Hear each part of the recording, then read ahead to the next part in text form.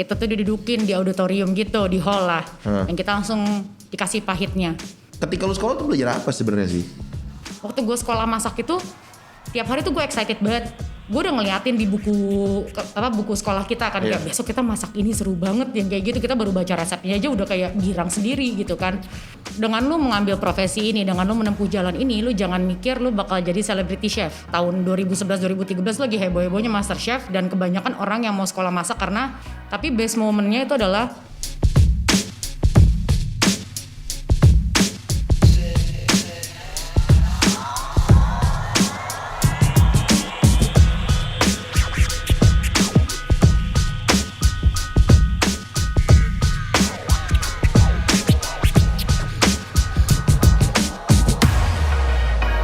Jadi gue pengen tahu juga soal pengalaman lu nih. Jadi gue pengen tahu pada saat lu sekolah kuliner, ya sekolah masak ya, itu pengalamannya apa sih Jus? Apa sih yang nggak enak? Apa sih yang orang perlu tahu? Kayak kalau lu mau kejar sekolah kayak gue tuh kayak lu harus tahu nih, ini yang akan jadi ya konsekuensinya, resikonya, tapi ini juga yang akan jadi gainnya buat lu. Oke, jadi waktu pertama kali kita masuk sekolahnya, kita tuh didudukin di auditorium gitu, di hall lah. Dan kita langsung dikasih pahitnya.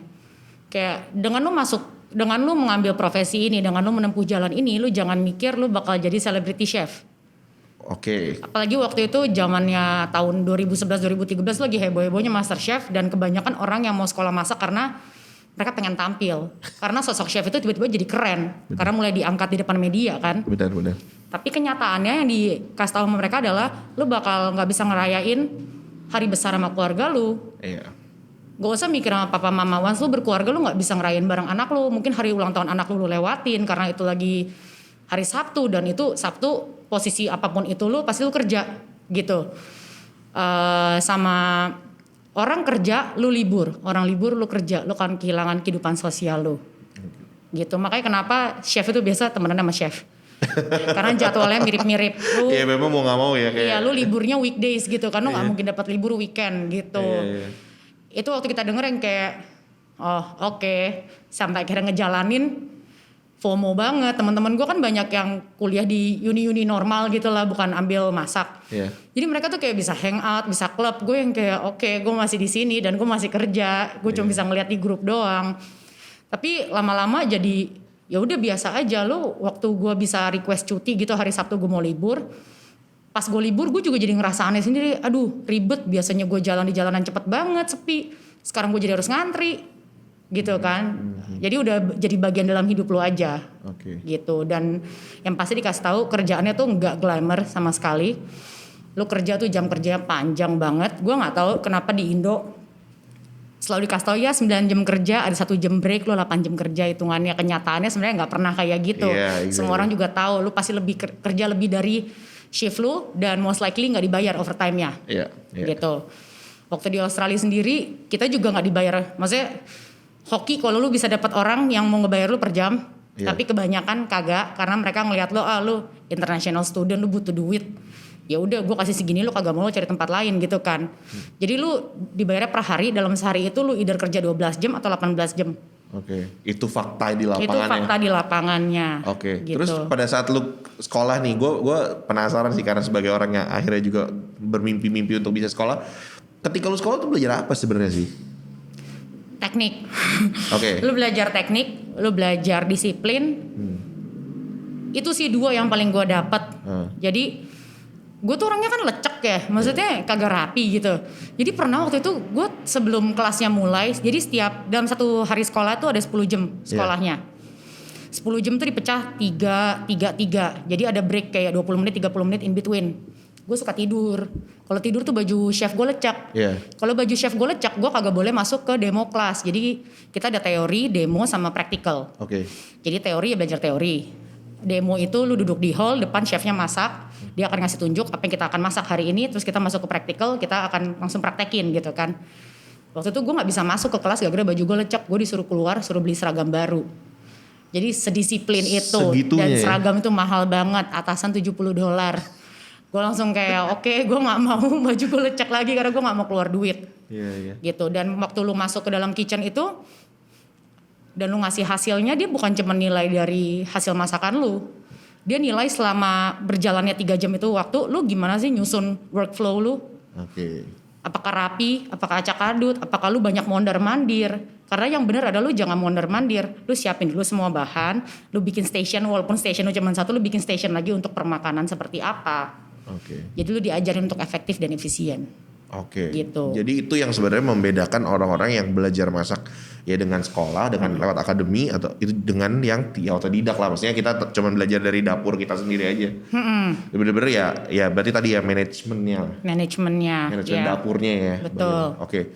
Nah, yang paling gak enak yang pernah lu alamin ya. Mungkin orang-orang juga perlu tahu kayak lu akan ngalamin ini, mungkin lu akan ngalamin ini, tapi mungkin juga enggak. Terus juga the best momennya ketika lu kuliah kuliner tuh apa sih? Sekolah kuliner tuh apa sih? Jadi kalau dibilang tadi yang kayak buruknya tuh apa, jujur gue nggak pernah ngalamin karena pertama kalinya seumur hidup gue belajar sesuatu yang gue pengen belajar. Karena gue bukan tipe anak yang pinter secara akademis juga, gue nggak pernah enjoy sekolah. Lu tujuannya ke sekolah mau ketemu temen, bukan karena lu pengen nyerap pelajarannya. Nah tapi waktu gue sekolah masak itu tiap hari tuh gue excited banget. Gue udah ngeliatin di buku sekolah kita kan kayak besok kita masak ini seru banget yang kayak gitu, kita baru baca resepnya aja udah kayak girang sendiri gitu kan. Terus pas ngejalaninnya seru, pas bawa pulangnya kita bagi-bagiin ke supir bus karena kita juga udah nggak bisa makan sendiri produk bikinan kita kan. Tapi best momennya itu adalah lu ketemu sama orang-orang atau passion sama lu. Jadi karena waktu itu belum segembor sekarang. Waktu itu memang jadi chef tuh udah heboh lah, udah kayak semua orang pengen jadi chef, tapi belum sebanyak sekarang. Sekarang mungkin 20% dari anak-anak yang lulus SMA nggak tahu mau kuliah apa, mereka bakal ambil masak gitu kan. Jadi waktu kita we share the same passion, terus gue ketemu orang-orang yang juga sama susahnya kayak gue, bukan cuman kayak hidup dari duit orang tua. Jadi kita bener struggle, kita mikir besok kita harus cari kerja di mana aja, gue nggak peduli. Kita bikin CV, kita saling cek kerjaan apa CV masing-masing, terus kita keliling kota. Kita samperin kafe-kafe atau restoran-restoran, terus gue masuk duluan, nanti gantian temen gue yang masuk, nanti gantian temen gue lagi yang masuk. Jadi kita tuh bener kayak yang penting kita semua dapat kerja, dan kita kalau kayak abis gajian kita tuh senengnya bukan main kayak coy pertama kali, maksudnya nikmatin hasil kerja sendiri, dan kita tuh bisa sharing abis pulang kerja, lu tau gak tadi gue belajar ini, ternyata ini tuh kayak gini gak kayak yang di sekolah loh. Ternyata orang lain tuh bisa ngelakuin teknik yang lain untuk dapetin hasil yang sama, yang excited aja soal ilmunya gitu.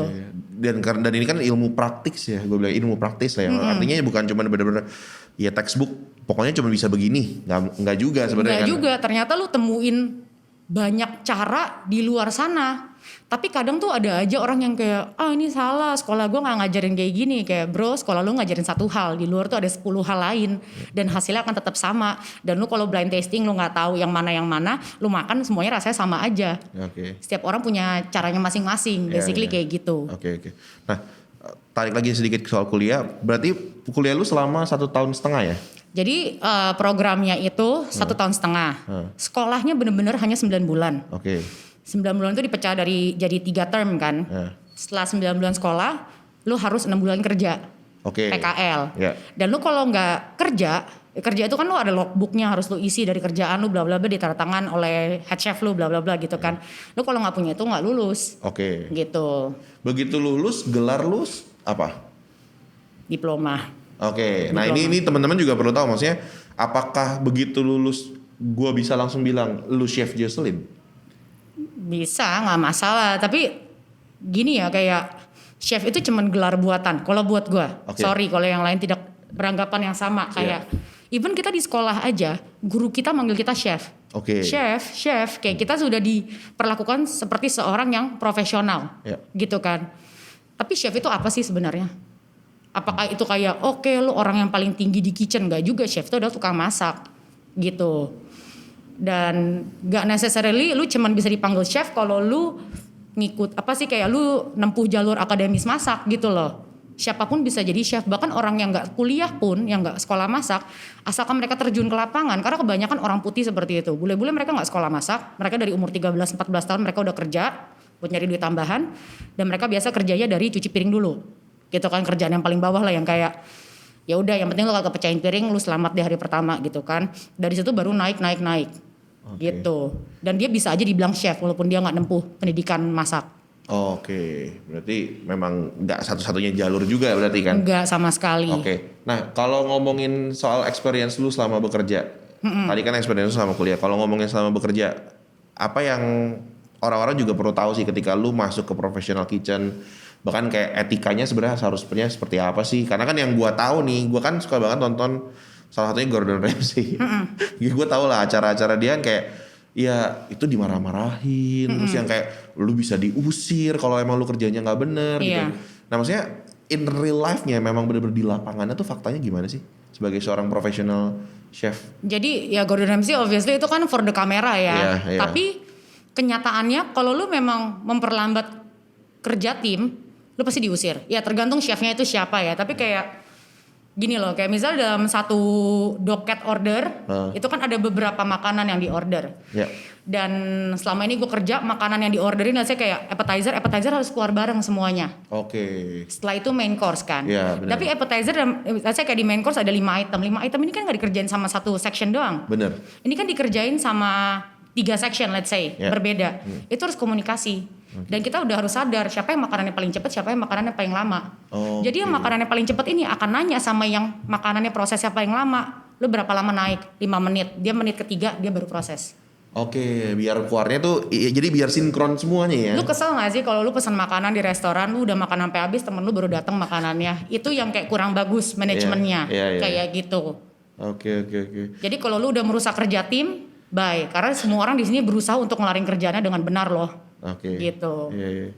Berarti ya memang ini ya beda banget ya karena kan kalau kita masak di rumah ya kalau makannya bikin 3 menu capcay, tempe, telur ya udah masak yang mana yang duluan aja kan. Tapi kan kalau di restoran berarti memang nggak bisa ya pokoknya semuanya tuh harus punya manajemen, harus ngerti timingnya juga kan. Yes, betul. Oke. Terus kalau kejadian apa yang lu apa ya gue bilangnya ya kejadian apa sih yang paling berkesan buat lu selama lu kerja di professional kitchen? Jadi waktu itu kayak itu tahun pertama gue tuh lagi kerja bangket. Jadi kayak ada acara partinya orang lah. Waktu itu gue tindik di ujung sini kayak random aja kayak apa sih namanya? Pokoknya yang kuping keluar kecil deh. Tulang muda kali ya? Iya tulang muda yang di depan kan. Anting gue hilang coy. Anting gue hilang ternyata masuk ke makanan tamu. Tamunya yang kayak gue ketemu berlian. Tamunya udah mabok. Untung tamunya udah mabok jadi dia yang kayak cincai. Padahal hal-hal kayak gitu sensitif banget di Australia. Kayak lu bisa ngesu apapun itu yang terjadi gitu. Kayak wah gue berbahaya nih, gue bisa mati keselak bla bla bla. Semua itu bisa jadi kasus kan. Terus gue kayak aduh gimana mampus gue takut disu gitu. Gue takut gue dideportasi. Terus kayak si waiternya bilang untung dia mabok. Karena dia mabok makanya dia cuma ketawa-tawa doang. Besokannya gue dipanggil sama eksekutif chefnya. Terus dia bilang sama gue, Jocelyn belajar ya, untung dia baik banget. Mungkin karena waktu itu gue juga paling kecil di kitchennya. Yang lain kayak 2-30an, gue masih 18, masih dede gitu kan. Jadi kayak dia masih lembek lah ke gue. Cuman gue gak bisa tidur. Itu beneran gue ketakutan kagak bisa tidur. Karena gue takut bersalah ya? Rasa bersalah dan gue lebih takut dideportasinya sih daripada rasa bersalah, sorry nih. Gue takut kehilangan status gue sebagai student di situ gitu. Oke, itu momen yang berkesan yang buat lu gak bisa lupa banget ya. Iya. Kalau selama lu bekerja yang apa ya yang terburuk lah sebagai seorang chef yang lu rasa kayak ya maksudnya artinya buat lu kayak meskipun pasti lu move on lah karena kan lu juga terus berprofesi di sini tapi kayak lu harus tahu ini tuh kayak gini loh gitu sebenarnya di dapur itu nggak segampang yang lu pikirin.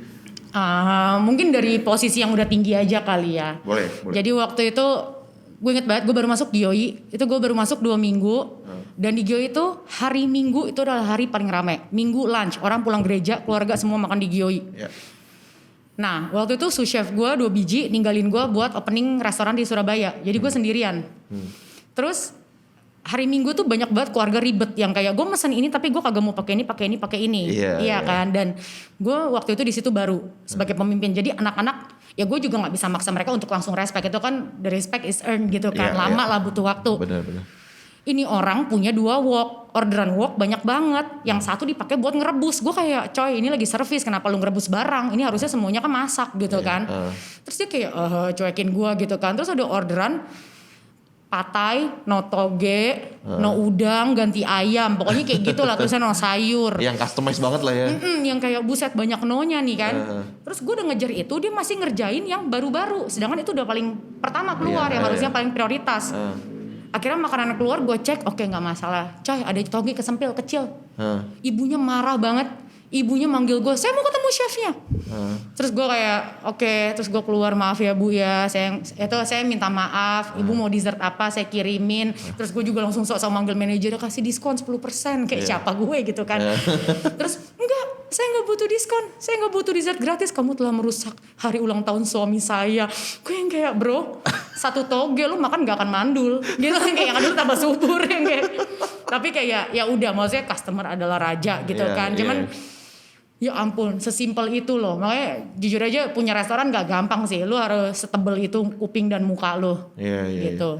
Dan memang lagi-lagi ini gue juga jadi prinsipnya gue sebenarnya, kenapa sama anak-anak kita bikin research bahwa kita memandang satu porsi makanan yang tersaji sama kita itu sebenarnya proses dan ceritanya itu di belakang tuh banyak banget. Banyak banget dramanya. Iya kan? Jadi kayak makanya gue belajar bahwa memang lu tuh nggak, memang harus menghargai itu makanan. Jadi maksudnya kenapa kadang dulu kan orang tua bilang ya jangan buang-buang makanan. Ya buat kita kan maksudnya jangan buang-buang mungkin lebih ke masalah finansial, dalam arti kan ya lu bersyukur lah lu masih bisa makan nasi yang bagus, beras yang bagus, dan tapi kan sebenarnya bukan itu doang ternyata. Proses untuk datang ke restoran dan nyampe ke mejanya itu panjang banget gitu. Nah itu dia. Nah gue pengen tanya soal, tadi ngomongin soal kitchen. Selama lu bekerja di luar negeri dan akhirnya juga lu bekerja di Indonesia, bagaimana pandangan lu terhadap kitchen yang ada di luar negeri sama yang ada di Indonesia? Pastinya beda banget. Dari segi, maksudnya kita gak usah ngomongin SDM-nya beda. Maksudnya kayak di Indo kerjaan 2 orang dikerjain 10 orang, di Australia kerjaan 2 orang dikerjain 2 orang gitu kan. Tapi at the same time kan pendidikan juga beda. Terus jenjangnya tuh jauh banget kalau di Indonesia. Let's say kayak gue sebagai pemimpin kitchen, tapi juga ada anak-anak yang di bawah gue, itu tuh pendapatan kita bisa sejauh itu. Oke? Sedangkan di Australia mungkin gue sebagai cook dan head chef gue saat itu paling kita cuma beda gaji 3 juta, 4 juta. Oh setipis itu malah? Setipis itu. Jadi secara gak langsung lu tuh hidup cukup. Walaupun posisi lu saat itu masih rendah. Dengan kehidupan, maksudnya dengan pendapatan yang cukup ini, lu juga jadi bisa spend uang kan. Dan lu sebagai chef lu pengen nyobain restoran lain juga kan. Di situ jadi nilai banding. Sedangkan di sini karyawan dengan gaji yang ya udah segitu aja buat keluarganya, mereka jadi nggak tahu di luar sana tuh kayak apa sih. Restoran lain bikin makanan kayak apa sih. Jadi ilmu yang mereka serap tuh hanya yang di tempat kerja mereka doang gitu. Dan mereka hanya akan pelajari hal baru kalau mereka pindah kerjaan. Iya dong. Sedangkan kalau kita, maksudnya sebagai cook dulu di Australia, dengan posisi terbawah, kita kayak misalnya tahu, oh ya si chef ini baru buka restoran, atau misalnya mereka baru ngeluarin menu baru, kita lihat di Instagram heboh banget, kita mau cobain kita bisa loh. Dan waktu kita cobain kita kayak, loh kok bisa sih prosesnya kayak gini, kok bisa sih rasanya sampai segininya, padahal di menu tulisannya cuma 3 ingredients, let's say kayak mushroom, parsnip, dashi misalnya gitu. Tapi pas nyampe di mulut kita, loh ini lebih dari yang tertulis di menu. Beda sama di Indo. Di Indo tulisannya panjang, pas nyampe rasanya biasa. Itu bisa terjadi. Gitu. Oke. Jadi memang dasarnya emang udah banyak banget perbedaannya. Nah kalau menurut lu sendiri, lu kan pelaku industri F&B. Sejauh ini lu memandang industri di negara kita tuh gimana sih sebenarnya? Dari sisi lu sebagai ini ya, orang yang memasak, maksudnya profesi lu sebagai chef, apakah menurut lu kayak ya ini pekerjaan yang tetap worth untuk orang-orang ya bisa, apalagi milenial kan sekarang juga mereka pasti yang tadi lu bilang, mungkin ketika zaman dulu lu mulai belajar belajar masak, lu masuk ke akademi masak, itu zaman dimana yang namanya profesi chef tuh udah mulai terkenal lah, orang udah mulai respect bahwa ini tuh bukan sesuatu yang kayak tukang masak biasa gitu, tapi akhirnya itu punya titel lah, punya nama, dipandang orang baik. Bagaimana di Indonesia menurut lo? Sejauh ini sampai sekarang lo udah bekerja juga? Gue ngerasa sangat beruntung sih. Waktu gue balik Indo tahun 2017 itu waktu restoran tuh lagi booming-boomingnya. Restoran di Jakarta sendiri tuh udah mulai bervariatif. Gak cuman kayak jualan pasta terus ada nasi gorengnya terus ada steaknya. Yang kayak gitu. Jadi mulai ada yang ngerti yang namanya konsep. Bahwa kita nggak bisa cuman ngejual makanan yang bakal dibeli orang, tapi kita harus tahu ini loh kita kayak orang tuh jadi restoran tuh jadi punya jati diri dibanding sebelumnya cuman sekedar untuk generate money gitu. Jadi waktu gue balik ke Indo itu lagi pas banget industri lagi berkembang, at the same time talentnya lagi susah. Oh. Nggak banyak chef. Oke. Banyak yang kuliah masak, tapi banyak yang nggak kerja kan. Iya. Jadinya mereka nggak bisa dikasih pekerjaan itu karena gimana pun juga orang nggak lihat lu lulusan mana, tapi orang lihat lu manage kitchen mana sih sebelumnya, Iya. atau lu kerja sama siapa gitu kan. Atau kenyataannya, kalau kita chef itu kan kita bukan cuma interview, kita interview ngobrol cocok, next selanjutnya kita test food.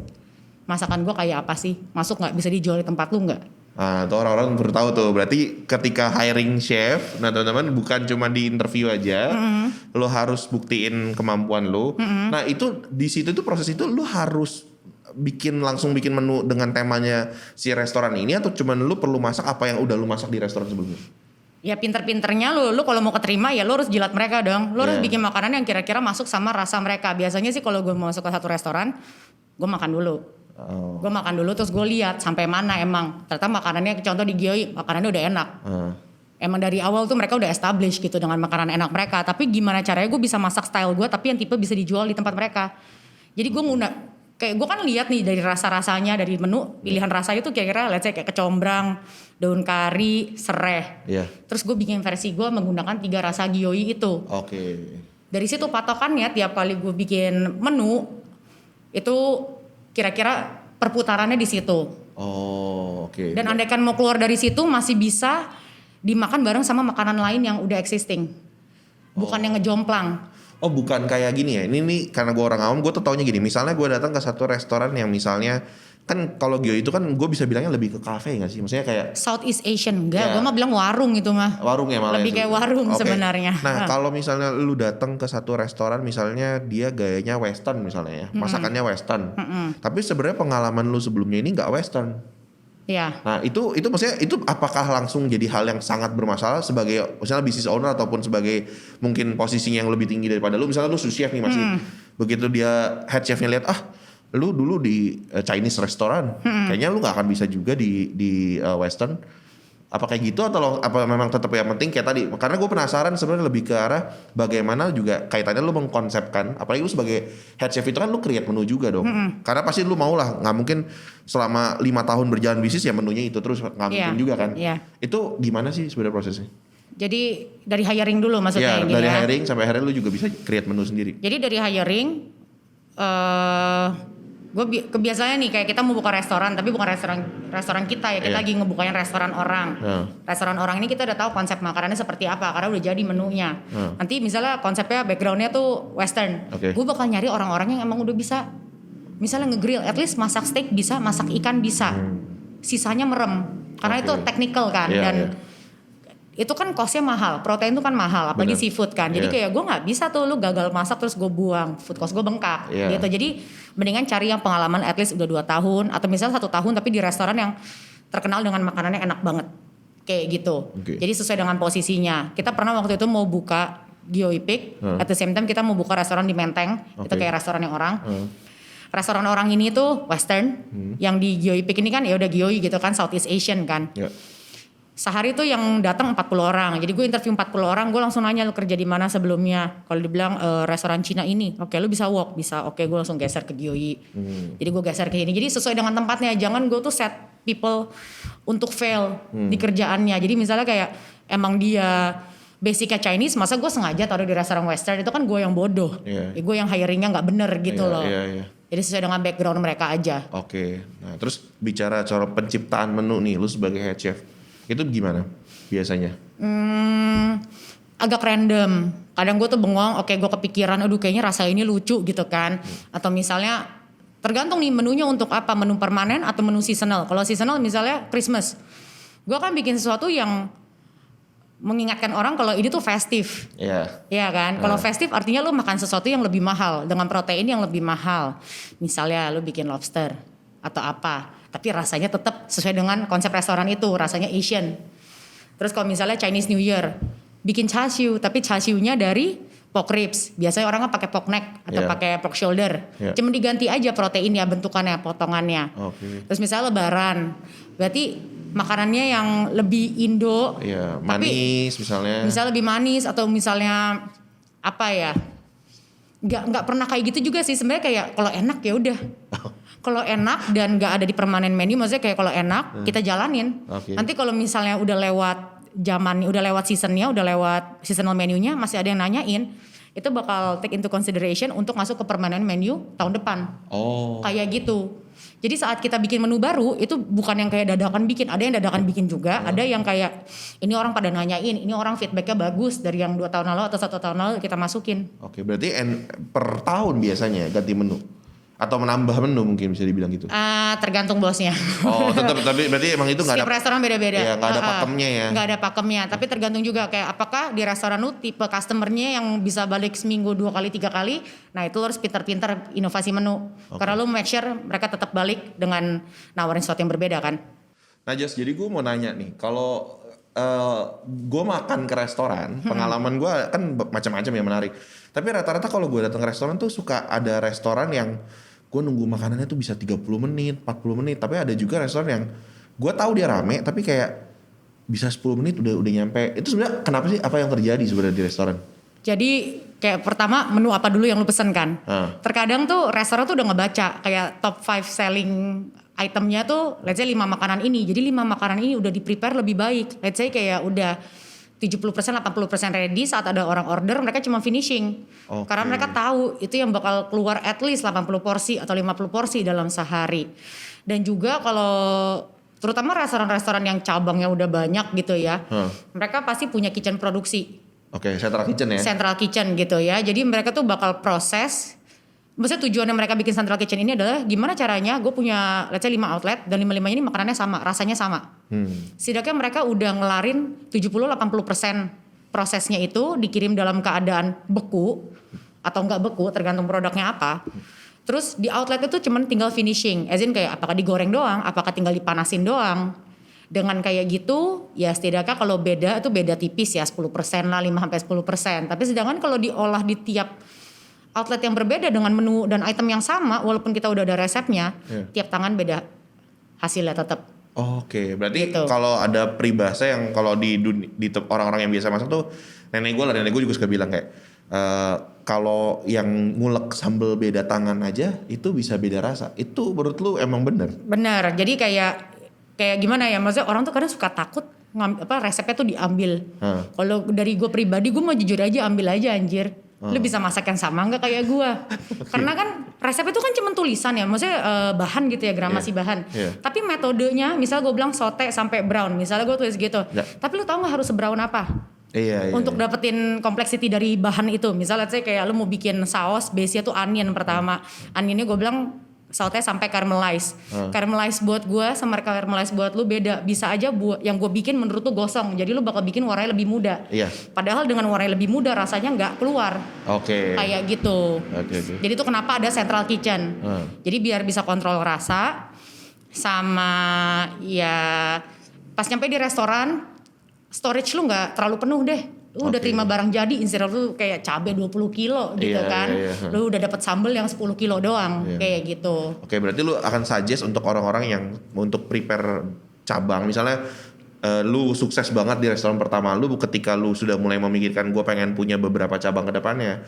Berarti sebenarnya hal pertama yang harus dipikirin adalah bagaimana punya central kitchen itu sendiri. Gimana cara punya central kitchen, terus untuk logistiknya seperti apa, storage-nya seperti apa, umur barangnya kayak apa, sama yang penting back office-nya kali ya.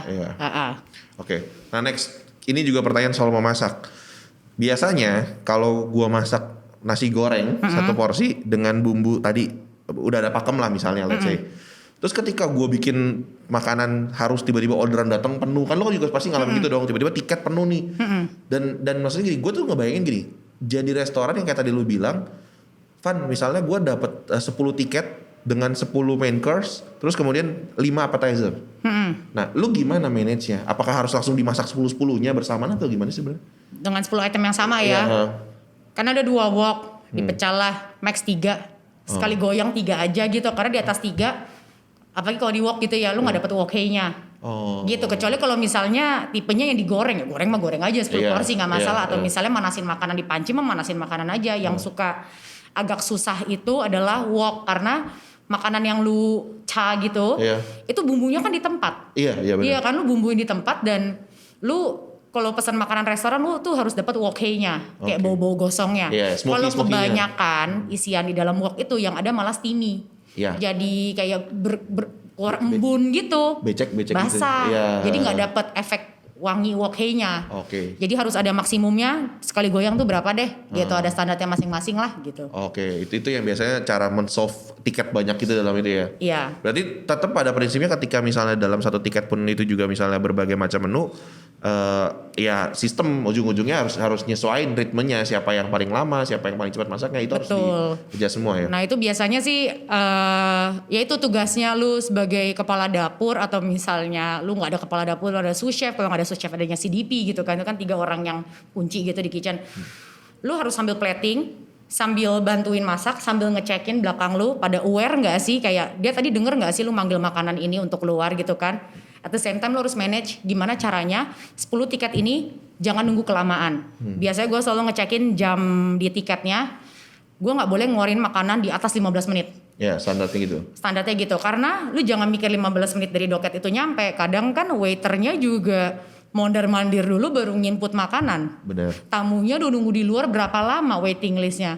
Berarti total bisa-bisa udah 40 menit sampai dia akhirnya bisa menikmati makanan. Nah itu kayak lu gak mau lah ada tamu komplain gitu makanannya lama. Padahal kan kenyataannya dia gak tahu nih di dalam kita baru nerima tiketnya juga gitu loh. Jadi harus pinter manage untuk keluarnya makanan aja. Oke. Nah pertanyaan penutup lah kalau gue bilangnya. Ada 2 hal lagi yang mau gue tanya. Yang pertama soal pesan-pesan buat orang-orang yang baru, anak-anak muda yang baru mau terjun ke dunia kuliner. Ya either dia mau jadi business owner ataupun juga ambil profesi seperti lu sebagai chef. Terus kemudian gue juga pengen tahu sebenarnya what is your purpose as a chef personally? Oke, dari itu dulu ya, maksudnya tadi yang pertama apa? Ya pesan-pesan lu buat orang-orang yang akhirnya mereka tertarik nih lewat konten ini, mungkin mereka jadi semakin tertarik untuk oke, gue kayaknya mau ngambil profesi nih sebagai chef misalnya. Itu pesan lu apa sih buat mereka? Boleh terinspirasi, tapi jangan ikut-ikutan 100%. Itu pertama satu sih, susah untuk kreatif, gue ngerti. Tapi kalau lu lihat di Indo, satu orang bikin apa, semua orang langsung ikut bikin. Padahal, lu boleh ikutin trennya, tapi lu taruh ciri khas lu dong. Oke. Lu jangan plek-plekan semua orang jualan Korean garlic cheese bun itu, terus kayak semua orang jualan itu, atau lu jualan, ada satu orang jualan apa sih, roti ubi bentuknya kayak ubi. Iya. Terus semua orang jualan itu kayak, gak apa-apa bro, gue ngerti itu lucu bentuknya kayak ubi gitu kan. Tapi lu bisa kasih sesuatu yang berbeda. Apakah lu kasih dalamnya ada kimchinya kayak, secara ada kejunya, ya udah lu nggak tahu lah, pokoknya bikin sesuatu yang berbeda aja, jangan terlalu plek-plekan, karena kalau kayak gitu lu matiin bisnis. Karena yang kayak gitu nggak akan tahan lama. Dan lu kalau mau bertahan lama juga harus stand out dong dibanding yang lain kan. Jadi nggak apa-apa untuk terinspirasi, tapi jangan jadi plagiat. Gitu. Itu pesan gue untuk orang-orang yang mau bisnis. Terus kalau orang-orang yang mau mulai sekolah kuliner, terus kemudian mau jadi punya profesi sebagai profesional chef, pesan-pesan lo apa buat mereka? Make sure bener-bener minat, karena sekolahnya nggak murah.